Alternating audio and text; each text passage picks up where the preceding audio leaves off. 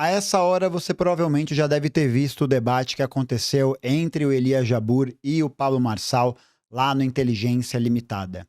E esse debate foi um debate muito importante e muito ilustrativo para a gente poder analisar e entender melhor algumas táticas utilizadas pelo Pablo Marçal e também entender por que o discurso do Pablo Marçal tem tanta penetração e tem tanta efetividade no convencimento das pessoas. Então, nesse vídeo aqui, eu vou propor uma análise sobre esse debate, sobre as táticas utilizadas, sobre o que eu achei do debate, sobre quem ganhou e quem perdeu, e principalmente para a gente poder entender por que o discurso e essas práticas do Pablo Marçal atingem tantas pessoas. Então, em primeiro lugar, é muito importante ressaltar que durante toda a atividade, todo o debate, o Pablo Marçal, por diversas vezes, interrompeu o Elias, atravessou o seu tempo de fala, e a mediação do Rogério Vilela não foi bem efetiva para poder impedir com que esse tipo de coisa acontecesse.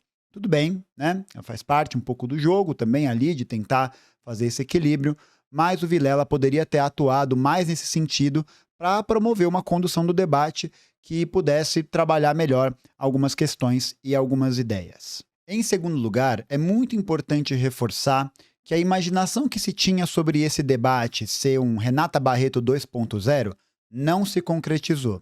E isso porque, diferentemente do debate que o Elias teve alguns anos atrás com a Renata Barreto, esse debate não teve o mesmo segmento e o mesmo tipo de lógica que aquela atividade daquele momento. Isso porque o Pablo Marçal não se propõe a fazer um debate nos marcos e nas regras do que a gente convenciona chamar de debate civilizado ou debate lógico ou qualquer coisa do gênero. Então, o que a gente viu nesse debate foi o Elias tentando trazer algumas questões de debate sobre economia política, enquanto o Pablo Marçal virava uma metralhadora de senso comum, uma metralhadora de groselha e que, portanto, não conseguiram estabelecer ali um diálogo que pudesse avançar com essas ideias. Mas essa tática do Pablo Marçal não foi utilizada pela primeira vez nesse espaço. Já nos debates e nos processos eleitorais da Prefeitura de São Paulo, em 2024, ele se notabilizou por quebrar essa ordem civilizatória, democrática, do diálogo que as diversas transmissões de debates pela Prefeitura tiveram nesse período aí do ano passado. A gente acompanhou todos os xingamentos, os absurdos, tudo isso que o Pablo Marçal muito astutamente utilizou a seu favor. E isso tem razão de ser. Muita gente ainda questiona e ainda não enxerga legitimidade e não entende como que tantas pessoas podem seguir o Pablo Marçal ou podem olhar para suas ideias e olhar para o seu conteúdo e achar esse conteúdo relevante. O Pablo Marçal consegue essa notoriedade e consegue essa atenção das pessoas justamente porque ele explora o fato de que a grande maioria do público que está acostumado aí com a televisão, com a internet, está cansada desse tipo de dinâmica de debate em que essas ideias ficam circulando, circulando, circulando e não se sai do lugar. Então, o Pablo Marçal se utiliza desse elemento, ele se utiliza desse sentimento de revolta, ele se utiliza desse tipo de simplicidade, que na verdade é um disfarce para um monte de atrocidades e de senso comum que ele diz, para poder ganhar a atenção do público. Então, diferentemente do que muita gente ainda acha, Pablo Marçal não é um homem burro. Pablo Marçal não é um homem tosco. Pablo Marçal é um homem inteligente, bem articulado e que está se utilizando dessa articulação como uma vantagem para poder subir em cima dos seus adversários e dos seus inimigos políticos. Isso aqui é muito importante porque quando a gente analisa o andamento desse debate, eu diria que o saldo máximo dele, no final das contas, foi um empate. Porque eu diria que nem as pessoas que seguem o Elias foram convencidas das ideias do Pablo e nem as pessoas que seguem o Pablo foram convencidas das ideias do Elias. Isso no máximo. Isso também traz uma reflexão muito importante para a gente, que é entender que o Pablo Marçal consegue essa atração e ele consegue essa atenção das pessoas ao trazer verdades superficiais, diagnósticos equivocados, e não equivocados porque ele não sabe, mas equivocados porque ele propositalmente sabe que não é isso, e curas ou métodos de solução desses problemas que também não correspondem à realidade. Porque muitas pessoas da esquerda liberal e até alguns setores da esquerda radical buscaram descredibilizar a figura do Pablo Marçal a partir desse elemento de que ele seria um coach evangélico e que não tem reconhecimento acadêmico, que ele não leu nada, não escreveu nada.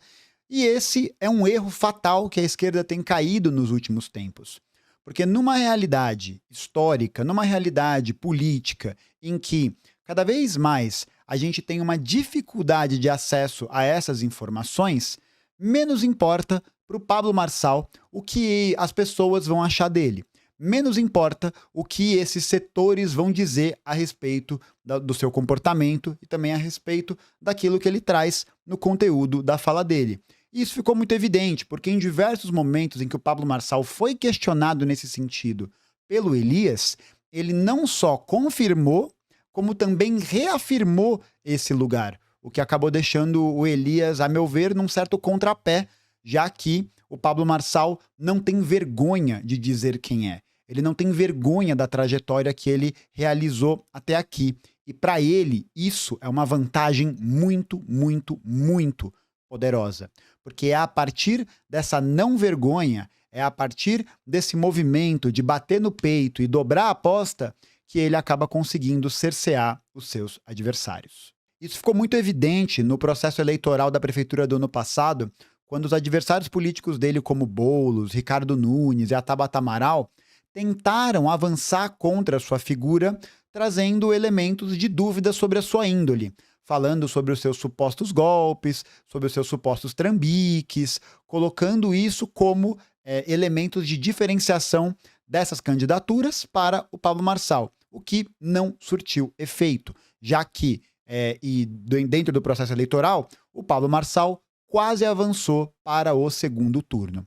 E aí você pode se perguntar, ou mesmo afirmar, mas ele quase avançou para o segundo turno porque ele tinha uma máquina de cortes, porque ele conseguia gerenciar um volume muito grande de produção de conteúdo fazendo isso circular, porque ele tem muito dinheiro e, sim, isso não deixa de ser verdade.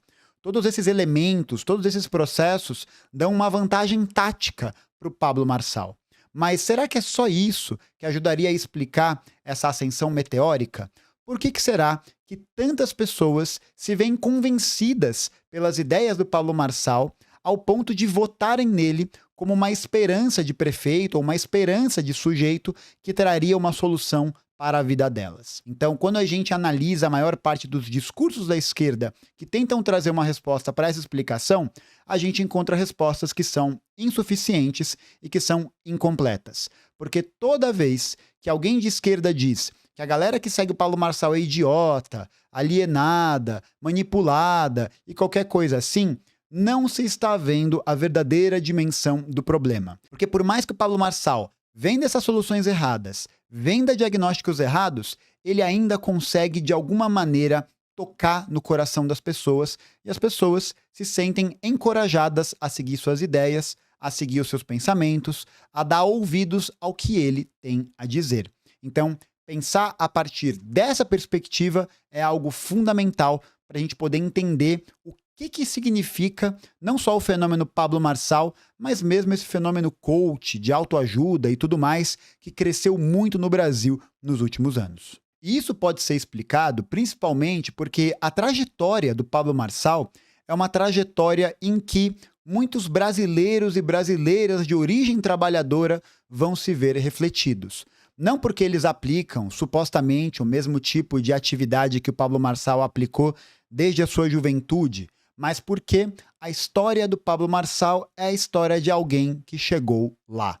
É a história de alguém que saiu da pobreza, de alguém que saiu de más condições de vida e conseguiu se tornar um milionário. E isso tem um impacto muito grande sobre as pessoas e sobre o tipo de realidade de vida que elas querem construir. Mas para a gente entender isso melhor, é importante a gente fazer aqui também uma observação. Esse tipo de lógica, esse tipo de pensamento começou a se tornar cada vez mais popular e cada vez mais normalizado porque aquela antiga máxima da realidade dos nossos pais, dos nossos avós, de que se você arrumasse um emprego estável, fizesse uma faculdade, teria futuramente uma vida garantida, não existe mais. Há mais de 40 anos, o Brasil vem passando por um processo de piora das condições de vida e de trabalho da classe trabalhadora. Uma piora do seu acesso a serviços públicos essenciais, como saúde, educação, lazer, cultura, segurança. Então, toda essa lógica, toda essa mística em torno de um trabalho, de uma moral sobre um trabalho honesto, sobre um trabalho típico que a gente cresceu ouvindo, faz cada vez menos sentido. E é por isso que tanta gente que acompanha o Pablo Marçal, mesmo sabendo das traquimóias, mesmo sabendo dessas coisas que ele fez, que ele faz, que ele já foi processado por, não se importa.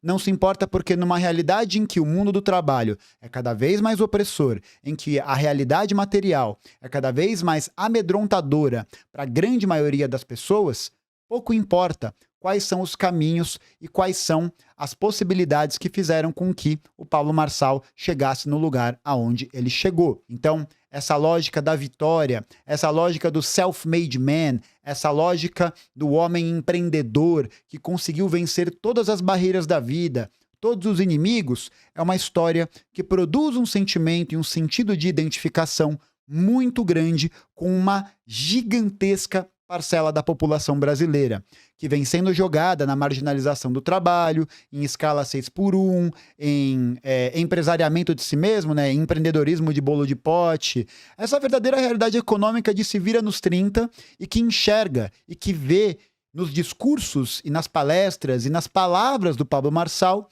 uma esperança de também conseguir chegar lá, assim como ele chegou. Então esse sentido moral da conquista, esse sentido moral de um trabalho honesto, de um trabalho que deveria seguir alguns preceitos civilizatórios, como muitas vezes a gente escuta, estão se desmanchando no ar. Porque quanto mais a situação econômica vai apertando, menos importa para as pessoas que estão ali à beirada da fome qual vai ser a tática que eles vão utilizar para poder sair dessa situação.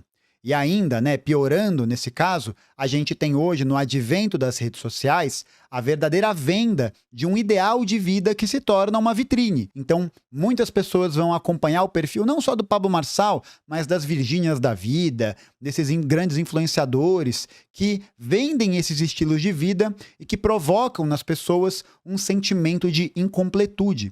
Um sentimento que faz com que essas pessoas olhem para isso e pensem, pô, eu queria muito ter essa vida, eu queria muito ter essa prosperidade, eu queria muito ter esse tipo de conforto. E isso é uma arma muito poderosa, porque o Pablo Marçal, é claro, será o vendedor das ideias, dos cursos, das formações que vão permitir com que você também chegue lá.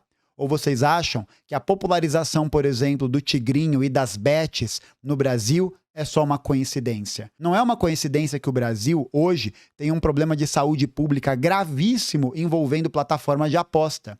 Porque boa parte das pessoas que muitas vezes utilizam seu Bolsa Família, o seu pouco salário, para poder jogar nesse tipo de aplicativo, o fazem porque é a oportunidade de ganho rápido. É a oportunidade de conseguir um dinheirinho a mais no final do mês e que pode fazer uma grande diferença. Não só para o seu consumo numa festa, num rolê, em alguma coisa assim, mas nessa esperança de uma vida melhor, nessa esperança de uma vida em que esse trabalho formal, em que esse trabalho oficial, que era a tônica, que era a ordem dominante até pouco tempo atrás, já não faz mais sentido. Já não faz mais sentido com a realidade da grande maioria das pessoas. E é nesse momento também que os discursos de empreendedorismo, que os discursos de faça você a sua própria riqueza, reprograme o seu prompt mental, sei lá, qualquer coisa assim, começam a ganhar cada vez mais popularidade e começam a se tornar, para muitas pessoas, um caminho possível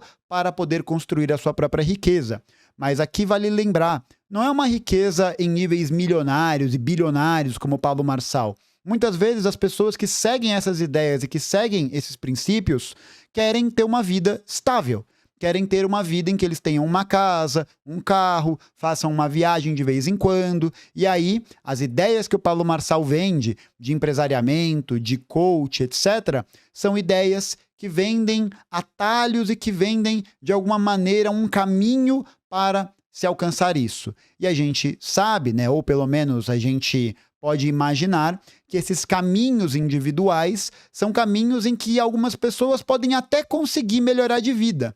Mas se entende também que esses caminhos não valem para todas as pessoas, que não é possível que isso seja feito por todas as pessoas. E isso acaba levando a uma naturalização, a uma normalização daquele discurso que a gente acompanha muito pelas redes sociais, sobre a vilanização da CLT, sobre a vilanização de fazer faculdade, sobre a vilanização dessa ideia de que você pode se tornar um coach, um empreendedor, um influenciador, alguma coisa assim, porque esse mundo do trabalho, esse mundo pelo qual a gente aprendeu a olhar com otimismo, com possibilidade de futuro, já não é mais a grande maioria da realidade do povo trabalhador brasileiro. E para a gente poder fazer um paralelo em relação a isso, tem um exemplo histórico que é muito interessante para a gente observar como um exemplo anedótico, que é a novela Vale Tudo.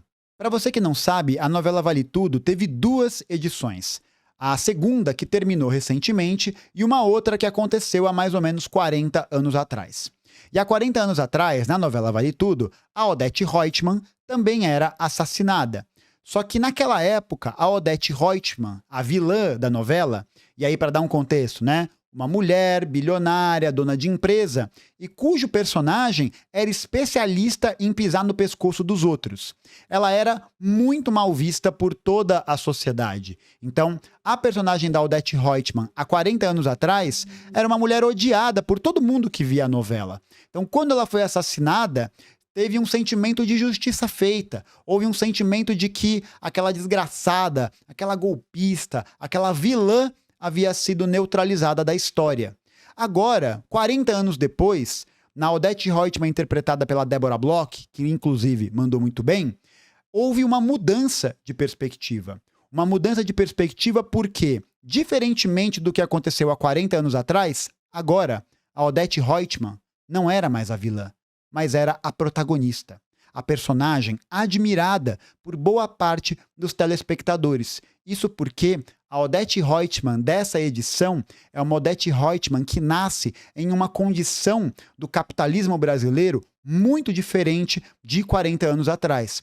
Vale lembrar que há 40 anos atrás, o Brasil tinha uma industrialização muito mais ampla, havia um amplo processo de acesso a serviços públicos de saúde, educação, havia o fortalecimento de empresas estatais, havia uma organização do trabalho que colaborava com essa visão, que era a visão de defesa da classe trabalhadora, do trabalho honesto, desse trabalho que poderia gerar riqueza a partir do esforço e a partir dessa noção de coletividade. Mas de 40 anos para cá, o que a gente assistiu foi uma completa depenação, não só do Estado brasileiro, mas também das condições da classe trabalhadora. A gente vem passando, na verdade, por um processo muito intenso de desindustrialização, por um processo de reprimarização da economia, em que a gente cada vez mais se torna exportador de soja, minério de ferro, madeira, celulose, produtos primários em geral, em que a gente vê uma participação da indústria cada vez menor no PIB,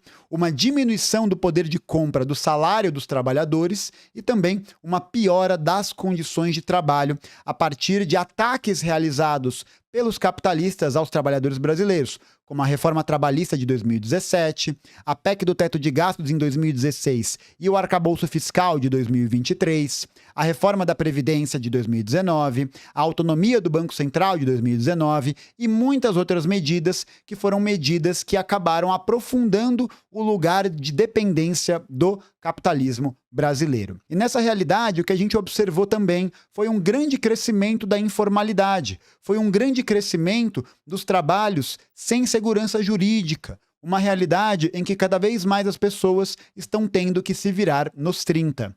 E esse se virar nos 30, não só na área do emprego, mas também na área dos serviços públicos, de saúde, educação, cultura, lazer, em que cada vez mais esses setores são transformados em mercadorias e que comprometem a renda dos trabalhadores, que ficam cada vez mais à mercê também desse Estado que deixa de existir no fornecimento dos serviços públicos e aparece como o Estado que entra nas favelas para poder matar as pessoas. Então é a ausência do Estado de um lado nessa questão da oferta do serviço público e a presença do Estado garantindo a continuidade dos interesses dos grandes políticos, dos capitalistas e também nessa presença realizada na violência urbana e na violência do campo.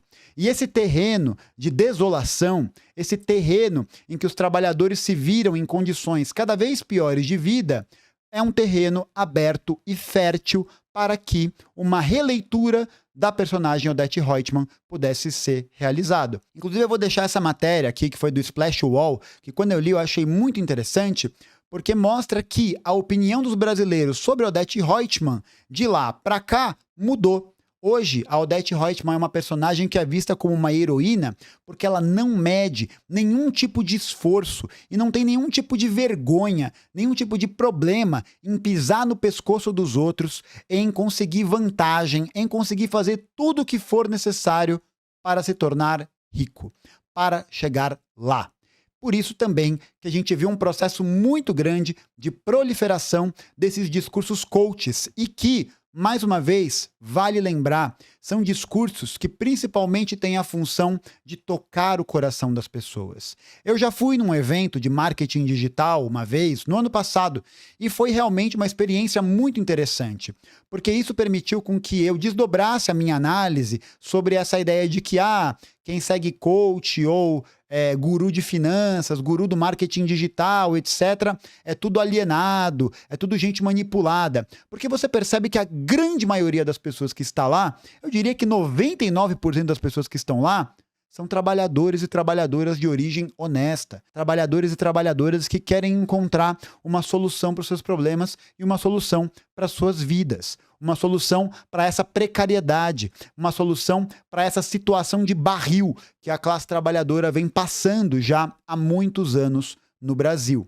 Eu comentei sobre isso também, inclusive, no vídeo que eu reagi ao Mikael CS, acho que era esse o canal, do 36 anos, 2 subempregos e não sabe por onde começar. Vou deixar o card aqui nesse momento para você dar uma olhadinha e acompanhar também o depoimento dele, porque eu acho que ele também é muito ilustrativo nesse sentido. Então é justamente nesse ponto, na desesperança e na desarticulação de estruturas que permitam essa maior estabilidade de vida, que discursos e práticas como o do Pablo Marçal e de outras pessoas ganham um corpo no meio da sociedade e no meio desses grupos. Vide aí também, né, se a gente parar para lembrar, que ele teve uma popularidade especialmente grande entre motoristas de aplicativo e entregadores de aplicativo. Sujeitos históricos que estão inseridos nesse discurso de empresário de si mesmo, de empreendedor, de uma maneira muito, muito profunda. Por isso que, mais uma vez, o que o Pablo Marçal faz enquanto tática de debate e de discurso não é burrice, não é tosquice. Ele não é um cara que não sabe o que está fazendo. Ele sabe muito bem o que ele está fazendo. E é justamente por saber o que está fazendo da maneira que o faz. Por isso que é muito importante para a esquerda aprender a olhar para essa situação e a olhar para essa configuração de realidade não de um ponto de vista moralista ou de um ponto de vista julgador das pessoas que seguem as suas ideias, que seguem o que ele está dizendo, mas entender que esses sujeitos que seguem as suas ideias, seguem os seus princípios e que acompanham os seus trabalhos, que compram seus cursos, etc., nada mais são do que pessoas tentando chegar lá. Pessoas que encontram no Pablo Marçal algum tipo de esperança mobilizadora em uma realidade cada vez mais massacrante e numa realidade cada vez mais difícil, especialmente porque os setores da esquerda liberal, da esquerda governista, dessa esquerda entreguista que a gente tem hoje governando o Brasil, são setores que não oferecem uma alternativa concreta e real de mudança. São setores que se tornaram gestores da barbárie, se tornaram gestores das condições do capitalismo brasileiro, o neoliberalismo de esquerda, e que, no meio desse movimento, dizem que está tudo bem, que está tudo certo, que vamos proteger a democracia, que vamos proteger a estabilidade, vamos proteger tudo isso que está aí. E nessa realidade em que o massacre acontece dia após dia, que o aluguel aumenta, a inflação come o salário dos trabalhadores, em que a gente ainda não tem um campo da esquerda radical amplamente articulado e amplamente popularizado para poder dizer que essas soluções e ofertas de soluções que o Pablo Marçal faz são falsas e que só a organização da classe trabalhadora vai poder trazer uma solução efetiva e concreta para os seus problemas, é que esse campo de ideias dos coaches, empreendedores, marketing digital, o que quer que seja, acabam ganhando um terreno muito, muito, muito fértil. E numa realidade em que a gente tem cada um lutando pelo seu, em um ritmo de cada um por si, o que a gente vê é uma verdadeira configuração de uma guerra de todos contra todos, de indivíduos contra indivíduos. Um verdadeiro sentimento que é motivado também por essa ideia de que, se você não chegar lá, outra pessoa vai. Esse risco, esse medo, tudo isso faz parte das táticas que o Pablo Marçal e esses grupos utilizam para poder, parafraseando Margaret Thatcher, falar mais do que economia, mas conquistar corações e mentes. E é preciso que a gente fique atento a esse processo, porque isso ainda vai reverberar muito e isso ainda vai impactar muito a vida da classe trabalhadora brasileira. O sonho da prosperidade proposto pelo Pablo Marçal é um sonho que as pessoas querem alcançar e, se quer saber, tem total legitimidade de olhar para isso e querer isso para suas vidas. Cabe a nós, da esquerda radical, cabe a nós que estamos analisando esse processo, mostrar como o Pablo Marçal e as suas soluções mágicas, suas soluções de mudança de mentalidade, estão acontecendo para um lado em que esses problemas da classe trabalhadora não serão solucionados enquanto classe. Podem até ser solucionados numa esfera individual, numa esfera pontual, em que algumas pessoas eventualmente até conseguem chegar lá.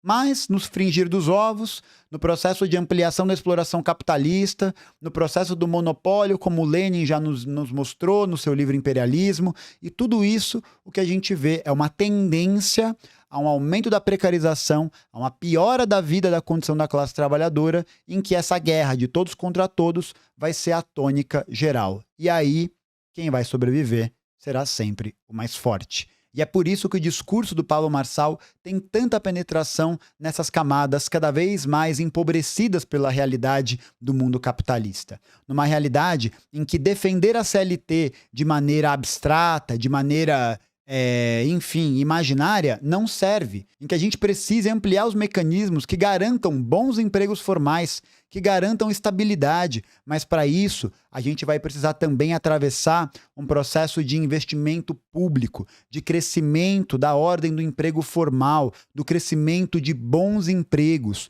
de empregos que, assim como há 40 anos atrás não eram empregos perfeitos, garantiam uma estabilidade, garantiam um sonho possível para a classe trabalhadora, para que ela não seja mais surrupiada, para que ela não seja mais, não vou dizer enganada, mas que seja seduzida por discursos que são discursos, de alguma maneira, fáceis e que vendem para ela soluções fáceis também.